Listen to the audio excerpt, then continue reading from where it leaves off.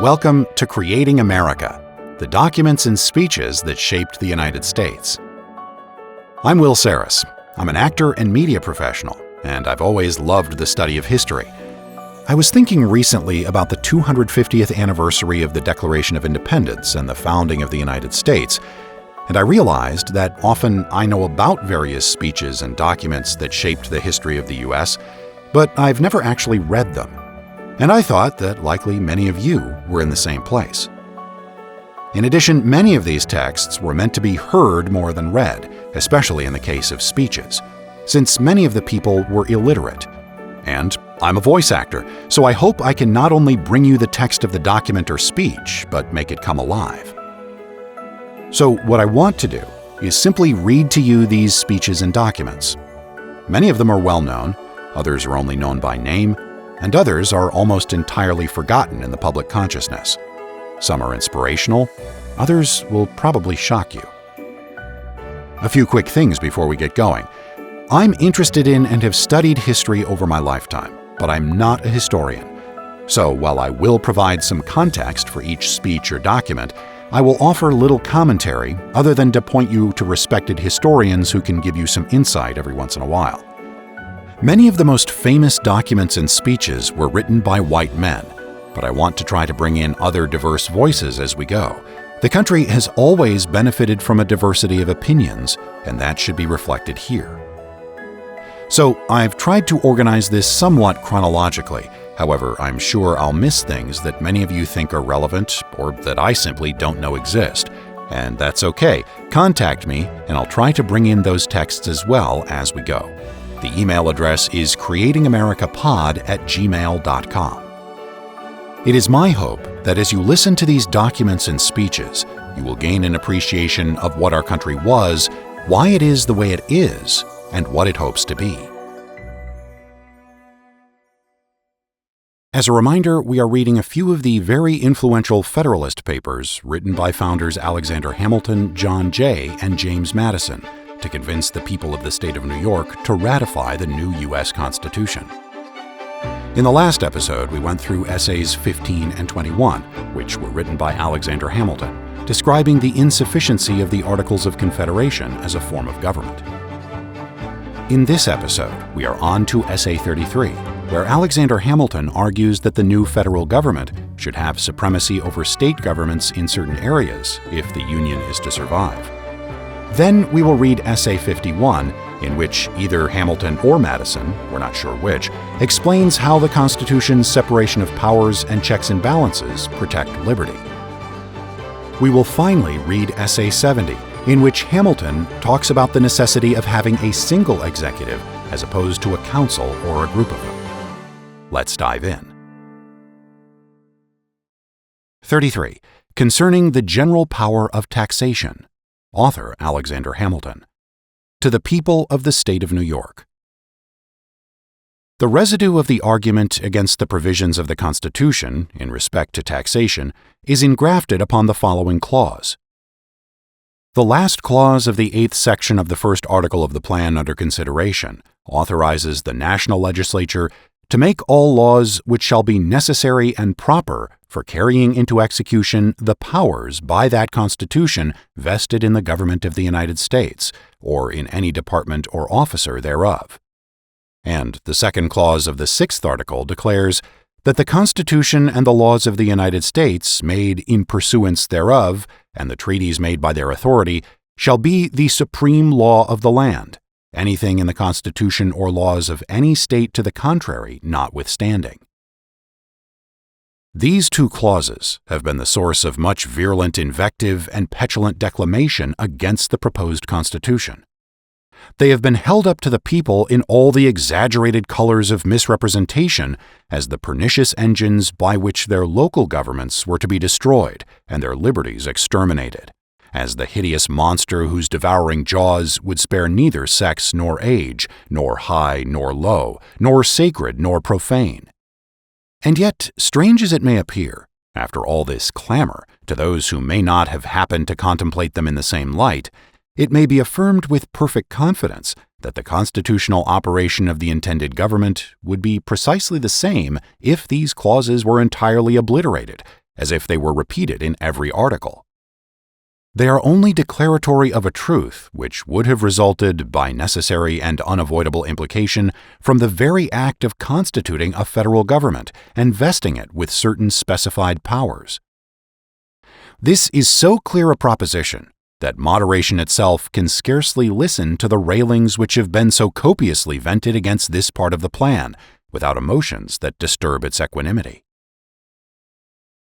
What is a power but the ability or faculty of doing a thing? What is the ability to do a thing but the power of employing the means necessary to its execution? What is a legislative power but a power of making laws? What are the means to execute a legislative power but laws? What is the power of laying and collecting taxes but a legislative power, or a power of making laws to lay and collect taxes? What are the proper means of executing such a power but necessary and proper laws? This simple train of inquiry furnishes us at once with a test by which to judge of the true nature of the clause complained of. It conducts us to this palpable truth, that a power to lay and collect taxes must be a power to pass all laws necessary and proper for the execution of that power. And what does the unfortunate and calumniated provision in question do more than declare the same truth, to wit, that the national legislature, to whom the power of laying and collecting taxes has been previously given, might, in the execution of that power, pass all laws necessary and proper to carry it into effect. I have applied these observations thus particularly to the power of taxation, because it is the immediate subject under consideration, and because it is the most important of the authorities proposed to be conferred upon the Union. But the same process will lead to the same result in relation to all other powers declared in the Constitution. And it is expressly to execute these powers that the sweeping clause, as it has been affectedly called, authorizes the national legislature to pass all necessary and proper laws. If there is anything exceptionable, it must be sought for in the specific powers upon which this general declaration is predicated. The declaration itself, though it may be chargeable with tautology or redundancy, is at least perfectly harmless. But suspicion may ask, why then was it introduced? The answer is that it could only have been done for greater caution, and to guard against all cavilling refinements in those who might hereafter feel a disposition to curtail and evade the legitimate authorities of the Union. The Convention probably foresaw what it has been a principal aim of these papers to inculcate, that the danger which most threatens our political welfare is that the state governments will finally sap the foundations of the Union, and might therefore think it necessary, in so cardinal a point, to leave nothing to construction. Whatever might have been the inducement to it, the wisdom of the precaution is evident from the cry which has been raised against it, as that very cry betrays a disposition to question the great and essential truth which it is manifestly the object of that provision to declare. But it may be asked again, who is to judge of the necessity and propriety of the laws to be passed for executing the powers of the Union? But it may be asked again, who is to judge of the necessity and propriety of the laws to be passed for executing the powers of the Union? I answer, first, that this question arises as well and as fully upon the simple grant of those powers as upon the declaratory clause. And I answer in the second place that the national government, like every other, must judge in the first instance of the proper exercise of its powers, and its constituents in the last. If the federal government should overpass the just bounds of its authority and make a tyrannical use of its powers, the people, whose creature it is, must appeal to the standard they have formed and take such measures to redress the injury done to the Constitution as the exigency may suggest and prudence justify. The propriety of a law in a constitutional light must always be determined by the nature of the powers upon which it is founded. Suppose, by some forced constructions of its authority, which indeed cannot easily be imagined, The federal legislature should attempt to vary the law of descent in any state. Would it not be evident that, in making such an attempt, it had exceeded its jurisdiction and infringed upon that of the state? Suppose again that upon the pretense of an interference with its revenues, it should undertake to abrogate a land tax imposed by the authority of a state. Would it not be equally evident that this was an invasion of that concurrent jurisdiction in respect to this species of tax, which its constitution plainly supposes to exist in the state governments? If there ever should be a doubt on this head, the credit of it will be entirely due to those reasoners who, in the imprudent zeal of their animosity to the plan of the convention, have labored to envelop it in a cloud calculated to obscure the plainest and simplest truths.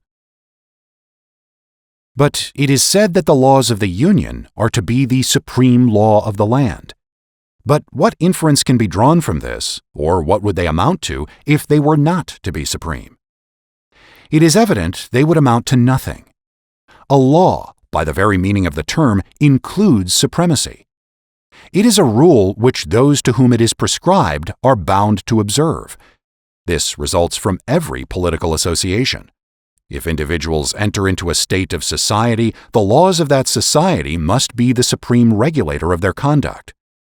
If a number of political societies enter into a larger political society, the laws which the latter may enact, pursuant to the powers entrusted to it by its constitution, must necessarily be supreme over those societies and the individuals of whom they are composed.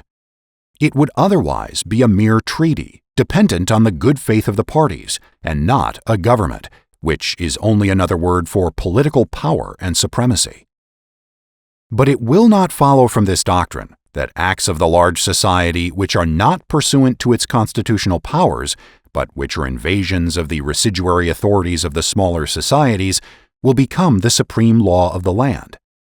These will be merely acts of usurpation, and will deserve to be treated as such. Hence, we perceive that the clause which declares the supremacy of the laws of the Union, like the one we have just before considered, only declares a truth, which flows immediately and necessarily from the institution of a federal government. It will not, I presume, have escaped observation that it expressly confines this supremacy to laws made pursuant to the Constitution, which I mention merely as an instance of caution in the Convention, since that limitation would have been to be understood though it had not been expressed. Though a law, therefore, laying a tax for the use of the United States would be supreme in its nature and could not legally be opposed or controlled, yet a law for abrogating or preventing the collection of a tax laid by the authority of the state, unless upon imports and exports, would not be the supreme law of the land, but a usurpation of power not granted by the Constitution. As far as an improper accumulation of taxes on the same object might tend to render the collection difficult or precarious, this would be a mutual inconvenience, not arising from a superiority or defect of power on either side, but from an injudicious exercise of power by one or the other, in a manner equally disadvantageous to both. It is to be hoped and presumed, however, that mutual interest would dictate a concert in this respect which would avoid any material inconvenience. The inference from the whole is that the individual states would, under the proposed Constitution, retain an independent and uncontrollable authority to raise revenue to any extent of which they may stand in need, by every kind of taxation except duties on imports and exports. It will be shown in the next paper that this concurrent jurisdiction in the Articles of Taxation was the only admissible substitute for an entire subordination in respect to this branch of power of the state authority to that of the Union. Publius. 51. The structure of the government must furnish the proper checks and balances between the different departments. Author Alexander Hamilton or James Madison. To the people of the state of New York. To what expedient, then, shall we finally resort for maintaining in practice the necessary partition of power among the several departments as laid down in the Constitution? The only answer that can be given is that as all these exterior provisions are found to be inadequate, the defect must be supplied by so contriving the interior structure of the government as that its several constituent parts may, by their mutual relations, be the means of keeping each other in their proper places. Without presuming to undertake a full development of this important idea, I will hazard a few general observations which may perhaps place it in a clearer light and enable us to form a more correct judgment of the principles and structure of the government planned by the Convention. In order to lay a due foundation for that separate and distinct exercise of the different powers of government, which to a certain extent is admitted on all hands to be essential to the preservation of liberty, it is evident that each department should have a will of its own, and consequently should be so constituted that the members of each should have as little agency as possible in the appointment of the members of the others. Were this principle rigorously adhered to, it would require that all the appointments for the supreme executive, legislative, and judiciary magistracies should be drawn from the same fountain of authority, the people, through channels having no communication whatever with one another. Perhaps such a plan of constructing the several departments would be less difficult in practice than it may in contemplation appear. Some difficulties, however, and some additional expense would attend the execution of it. Some deviations, therefore, from the principle must be admitted. In the constitution of the Judiciary Department in particular, it might be inexpedient to insist rigorously on the principle. First, because peculiar qualifications being essential in the members, the primary consideration ought to be to select that mode of choice which best secures these qualifications. Secondly, because the permanent tenure by which the appointments are held in that department must soon destroy all sense of dependency on the authority conferring them. It is equally evident that the members of each department should be as little dependent as possible on those of the others, for the emoluments annexed to their offices.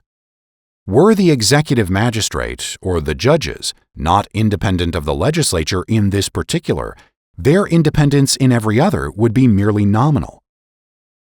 But the great security against a gradual concentration of the several powers in the same department consists in giving to those who administer each department the necessary constitutional means and personal motives to resist encroachments of the others.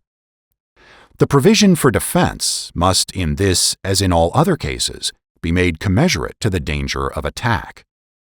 Ambition must be made to counteract ambition. The interest of the man must be connected with the constitutional rights of the place. It may be a reflection on human nature that such devices should be necessary to control the abuses of government. But what is government itself but the greatest of all reflections on human nature? If men were angels, no government would be necessary. If angels were to govern men, neither external nor internal controls on government would be necessary. In framing a government which is to be administered by men over men, the great difficulty lies in this: you must first enable the government to control the governed, and in the next place, oblige it to control itself. A dependence on the people is, no doubt, the primary control on the government, but experience has taught mankind the necessity of auxiliary precautions. This policy of supplying by opposite and rival interests the defect of better motives might be traced through the whole system of human affairs, private as well as public. We see it particularly displayed in all the subordinate distributions of power, where the constant aim is to divide and arrange the several offices in such a manner as that each may be a check on the other, that the private interest of every individual may be a sentinel over the public rights. These inventions of prudence cannot be less requisite in the distribution of the supreme powers of the state. But it is not possible to give to each department an equal power of self-defense. In republican government, the legislative authority necessarily predominates. The remedy for this inconveniency is to divide the legislature into different branches, and to render them, by different modes of election and different principles of action, as little connected with each other as the nature of their common functions and their common dependence on the society will admit. It may even be necessary to guard against dangerous encroachments by still further precautions. As the weight of the legislative authority requires that it should be thus divided, the weakness of the executive may require, on the other hand, that it should be fortified. An absolute negative on the legislature appears, at first view, to be the natural defense with which the executive magistrate should be armed. But perhaps it would be neither altogether safe nor alone sufficient. On ordinary occasions, it might not be exerted with the requisite firmness, and on extraordinary occasions it might be perfidiously abused. May not this defect of an absolute negative be supplied by some qualified connection between this weaker department and the weaker branch of the stronger department, by which the latter may be led to support the constitutional rights of the former without being too much detached from the rights of its own department? If the principles on which these observations are founded be just, as I persuade myself they are, and they be applied as a criterion to the several state constitutions and to the federal constitution, it will be found that if the latter does not perfectly correspond with them, the former are infinitely less able to bear such a test. There are, moreover, two considerations particularly applicable to the federal system of America, which place that system in a very interesting point of view. First, in a single republic, all the power surrendered by the people is submitted to the administration of a single government, and the usurpations are guarded against by a division of the government into distinct and separate departments. In the compound Republic of America, the power surrendered by the people is first divided between two distinct governments, and then the portion allotted to each subdivided among distinct and separate departments. Hence, a double security arises to the rights of the people. The different governments will control each other, at the same time that each will be controlled by itself. Second, it is of great importance in a republic not only to guard the society against the oppression of its rulers, but to guard one part of the society against the injustice of the other part. Different interests necessarily exist in different classes of citizens. If a majority be united by a common interest, the rights of the minority will be insecure. Second, it is of great importance in a republic not only to guard the society against the oppression of its rulers, but to guard one part of the society against the injustice of the other part. Different interests necessarily exist in different classes of citizens. If a majority be united by a common interest, the rights of the minority will be insecure. There are but two methods of providing against this evil. The one by creating a will in the community independent of the majority, that is, of the society itself. The other by comprehending in the society so many separate descriptions of citizens as will render an unjust combination of a majority of the whole very improbable, if not impracticable. The first method prevails in all governments possessing an hereditary or self-appointed authority.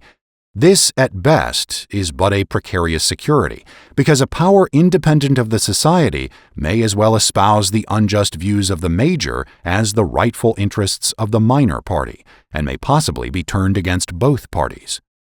The second method will be exemplified in the Federal Republic of the United States.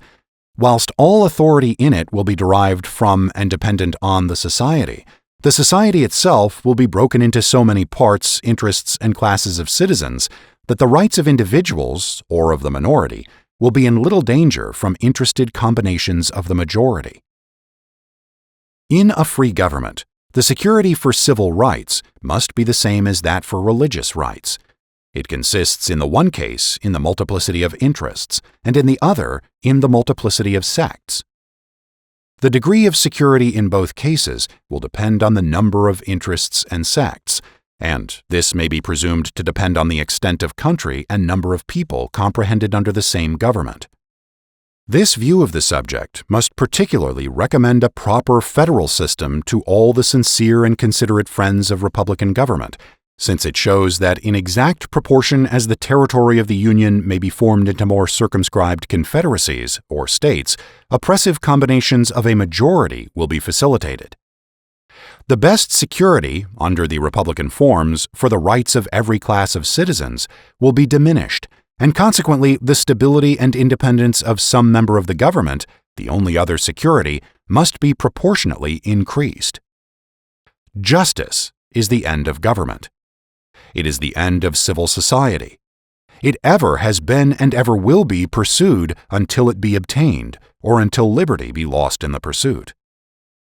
In a society under the forms of which the stronger faction can readily unite and oppress the weaker, anarchy may as truly be said to reign as in a state of nature, where the weaker individual is not secured against the violence of the stronger, and as, in the latter state, even the stronger individuals are prompted by the uncertainty of their condition to submit to a government which may protect the weak as well as themselves, so in the former state will the more powerful factions or parties be gradually induced, by a like motive, to wish for a government which will protect all parties, the weaker as well as the more powerful. It can be little doubted that if the state of Rhode Island was separated from the Confederacy and left to itself, the insecurity of rights under the popular form of government within such narrow limits would be displayed by such reiterated oppressions of factious majorities that some power altogether independent of the people would soon be called for by the voice of the very factions whose misrule had proved the necessity of it. In the extended Republic of the United States, and among the great variety of interests, parties, and sects which it embraces, a coalition of a majority of the whole society could seldom take place on any other principles than those of justice and the general good. Whilst there being thus less danger to a minor from the will of a major party, there must be less pretext also to provide for the security of the former by introducing into the government a will not dependent on the latter, or in other words, a will independent of the society itself. It is no less certain than it is important, notwithstanding the contrary opinions which have been entertained, that the larger the society, provided it lie within a practical sphere, the more duly capable it will be of self-government. And happily for the Republican cause, the practicable sphere may be carried into a very great extent by a judicious modification and mixture of the federal principle. Publius.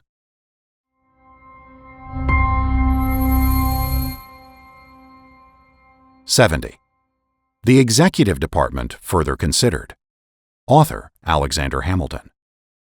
To the People of the State of New York. There is an idea, which is not without its advocates, that a vigorous executive is inconsistent with the genius of Republican government. The enlightened well-wishers to this species of government must at least hope that the supposition is destitute of foundation, since they can never admit its truth without at the same time admitting the condemnation of their own principles. Energy in the executive is a leading character in the definition of good government. It is essential to the protection of the community against foreign attacks. It is not less essential to the steady administration of the laws, to the protection of property against those irregular and high-handed combinations which sometimes interrupt the ordinary course of justice, to the security of liberty against the enterprises and assaults of ambition, of faction, and of anarchy. Every man the least conversant in Roman story knows how often that republic was obliged to take refuge in the absolute power of a single man, under the formidable title of dictator, as well against the intrigues of ambitious individuals who aspired to the tyranny, and the seditions of whole classes of the community whose conduct threatened the existence of all government, as against the invasions of external enemies who menaced the conquest and destruction of Rome. There can be no need, however, to multiply arguments or examples on this head.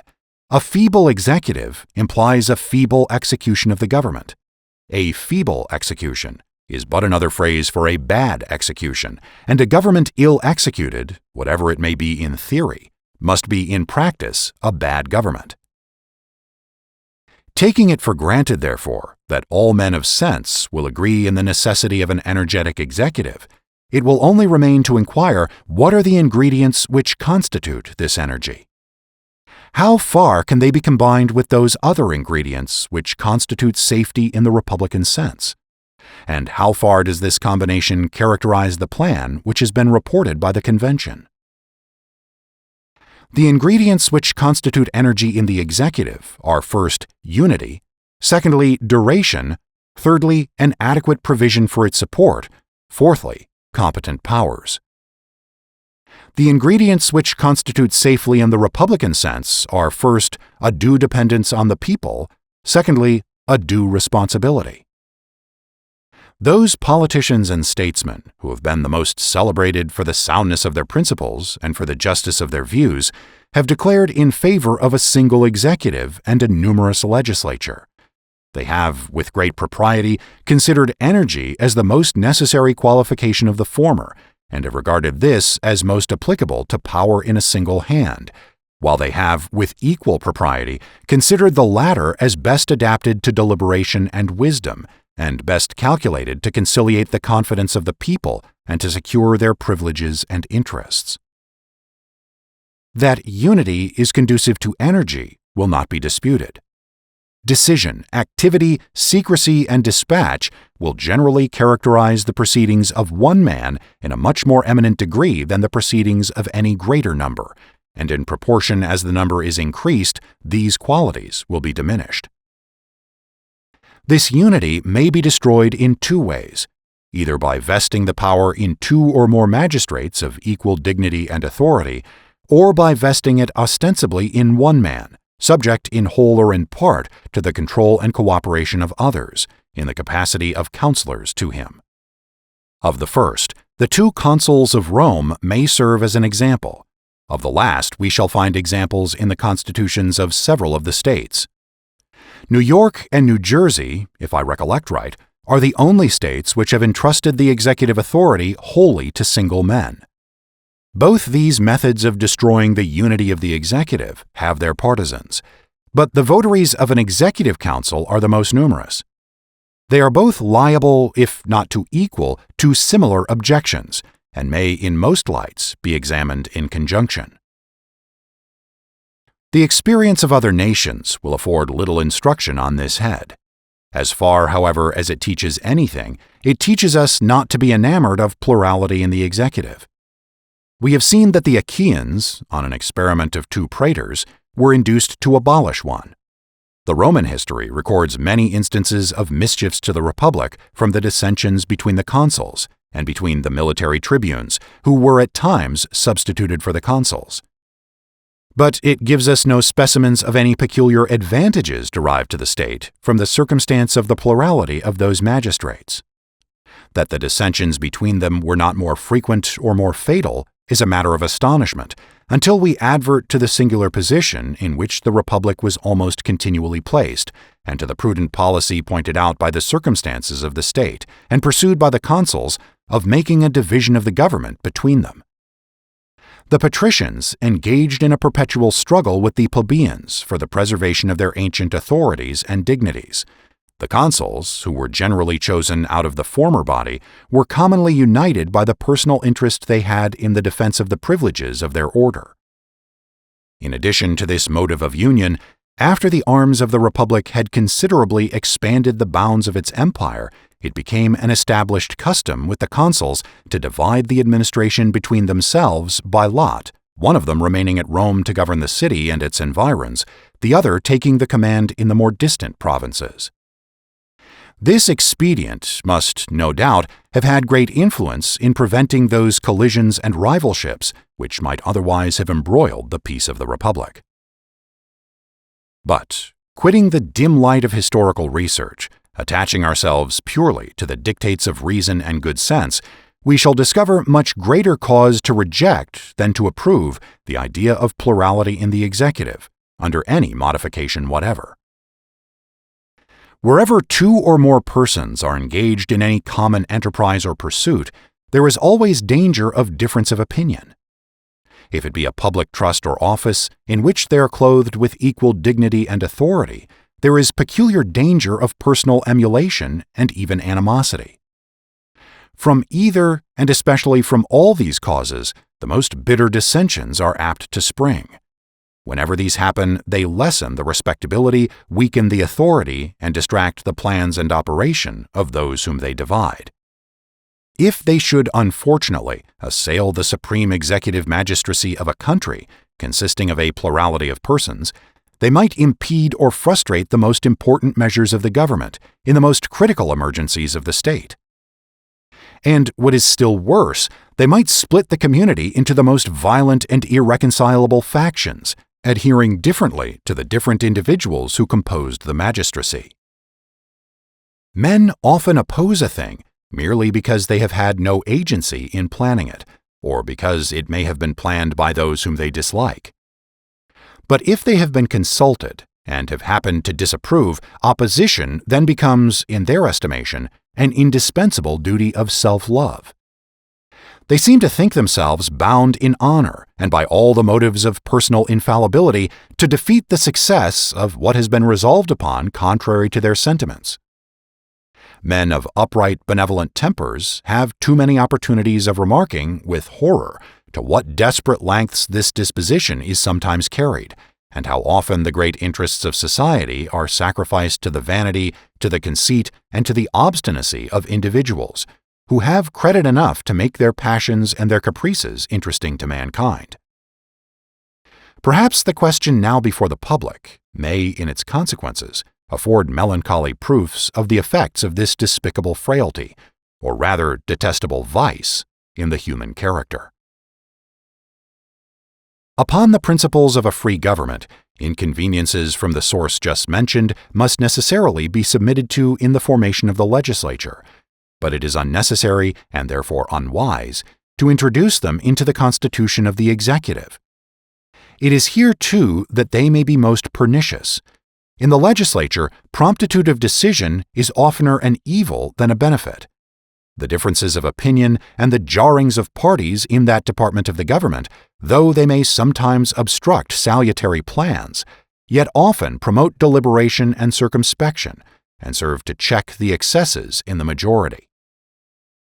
When a resolution, too, is once taken, the opposition must be at an end. That resolution is a law, and resistance to it punishable. But no favorable circumstances palliate or atone for the disadvantages of dissension in the executive department. Here they are pure and unmixed. There is no point at which they cease to operate. They serve to embarrass and weaken the execution of the plan or measure to which they relate, from the first step to the final conclusion of it. They constantly counteract those qualities in the executive which are the most necessary ingredients in its composition, vigor, and expedition, and this without any counterbalancing good. In the conduct of war, in which the energy of the executive is the bulwark of the national security, everything would be to be apprehended from its plurality. It must be confessed that these observations apply with principal weight to the first case supposed, that is, to a plurality of magistrates of equal dignity and authority, a scheme the advocates for which are not likely to form a numerous sect. But they apply, though not with equal yet with considerable weight, to the project of a council, whose concurrence is made constitutionally necessary to the operations of the ostensible executive. An artful cabal in that council would be able to distract and to enervate the whole system of administration. If no such cabal should exist, the mere diversity of views and opinions would alone be sufficient to tincture the exercise of the executive authority with a spirit of habitual feebleness and dilatoriness. But one of the weightiest objections to a plurality in the executive, and which lies as much against the last as the first plan, is that it tends to conceal faults and destroy responsibility. Responsibility is of two kinds, to censure and to punishment.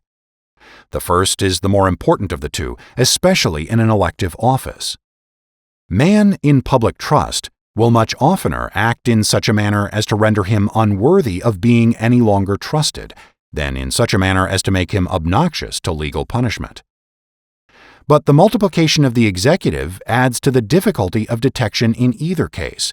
It often becomes impossible, amidst mutual accusations, to determine on whom the blame or the punishment of a pernicious measure, or series of pernicious measures, ought really to fall. It is shifted from one to another with so much dexterity and under such plausible appearances that the public opinion is left in suspense about the real author. The circumstances which may have led to any national miscarriage or misfortune are sometimes so complicated that where there are a number of actors who may have had different degrees and kinds of agency, though we may clearly see upon the whole that there has been mismanagement, yet it may be impractical to pronounce to whose account the evil which may have been incurred is truly chargeable. "I was overruled by my council. The council were so divided in their opinions that it was impossible to obtain any better resolution on the point." These and similar pretexts are constantly at hand, whether true or false. And who is there that will either take the trouble or incur the odium of a strict scrutiny into the secret springs of the transaction?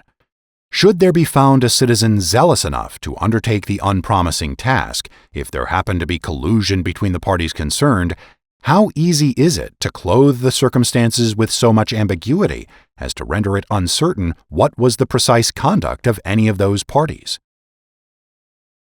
In the single instance in which the governor of this state is coupled with a council, that is, in the appointment to offices, we have seen the mischiefs of it in the view now under consideration. Scandalous appointments to important offices have been made. Some cases indeed have been so flagrant that all parties have agreed in the impropriety of the thing. When inquiry has been made, the blame has been laid by the governor on the members of the council, who on their part have charged it upon his nomination, while the people remain altogether at a loss to determine by whose influence their interests have been committed to hands so unqualified and so manifestly improper. In tenderness to individuals, I forbear to descend to particulars. It is evident from these considerations that the plurality of the executive tends to deprive the people of the two greatest securities they can have for the faithful exercise of any delegated power. First, the restraints of public opinion, which lose their efficacy as well on account of the division of the censure attendant on bad measures among a number as on account of the uncertainty on whom it ought to fall. And secondly, the opportunity of discovering with facility and clearness the misconduct of persons they trust, in order either to their removal from office or to their actual punishment in cases which admit of it. In England, the king is a perpetual magistrate, and it is a maxim which has obtained for the sake of the public peace that he is unaccountable for his administration, and his person sacred. Nothing, therefore, can be wiser in that kingdom than to annex to the king a constitutional council, who may be responsible to the nation for the advice they give. Without this, there would be no responsibility whatever in the executive department, an idea inadmissible in a free government. But even there, the king is not bound by the resolutions of his council, though they are answerable for the advice they give. He is the absolute master of his own conduct in the exercise of his office, and may observe or disregard the counsel given to him at his sole discretion. But in a republic, where every magistrate ought to be personally responsible for his behavior in office, the reason which in the British Constitution dictates the propriety of a council, not only ceases to apply, but turns against the institution. In the monarchy of Great Britain, it furnishes a substitute for the prohibited responsibility of the chief magistrate, which serves in some degree as a hostage to the national justice for his good behavior. In the American Republic, it would serve to destroy or would greatly diminish the intended and necessary responsibility of the chief magistrate himself. The idea of a council to the executive, which has so generally obtained in the state constitutions, has been derived from that maxim of republican jealousy which considers power as safer in the hands of a number of men than of a single man. If the maxim should be admitted to be applicable to the case, I should contend that the advantage on that side would not counterbalance the numerous disadvantages on the opposite side. But I do not think the rule at all applicable to the executive power. I clearly concur in opinion, in this particular, with a writer whom the celebrated Junius pronounces to be deep, solid, and ingenious, that the executive power is more easily confined when it is one. That it is far more safe there should be a single object for the jealousy and watchfulness of the people, and in a word, that all multiplication of the executive is rather dangerous than friendly to liberty. A little consideration will satisfy us that the species of security sought for in the multiplication of the executive is unattainable.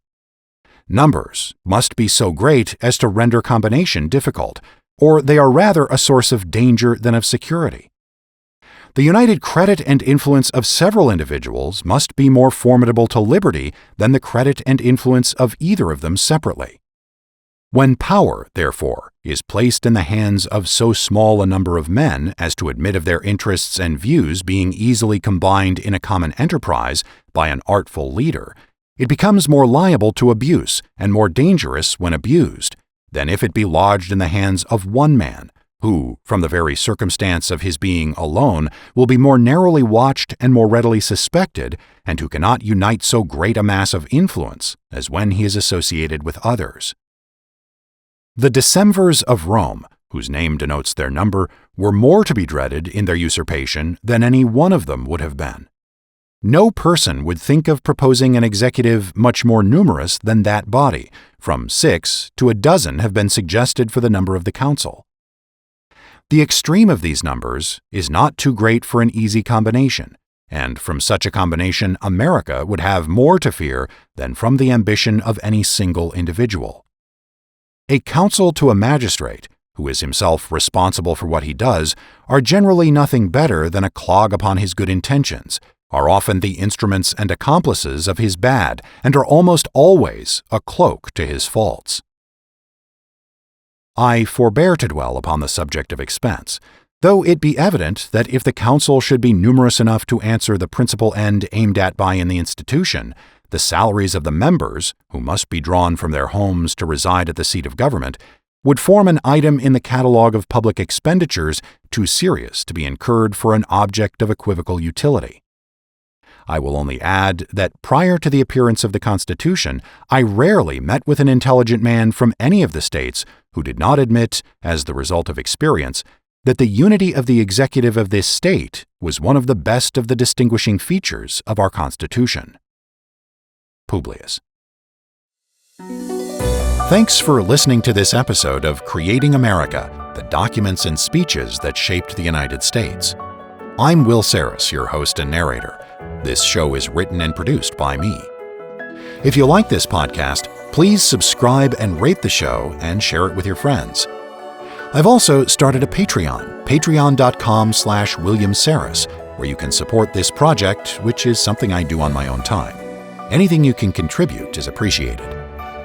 If you'd like to send in a comment or request that I read a speech or document you think I missed, the email is creatingamericapod@gmail.com. You can find the show on social media by searching Creating America Pod, and you can find me there too. If you want to know more about what I do professionally, visit my website, williamsarris.net. Till next time. Copyright 2026, William Sarris, all rights reserved.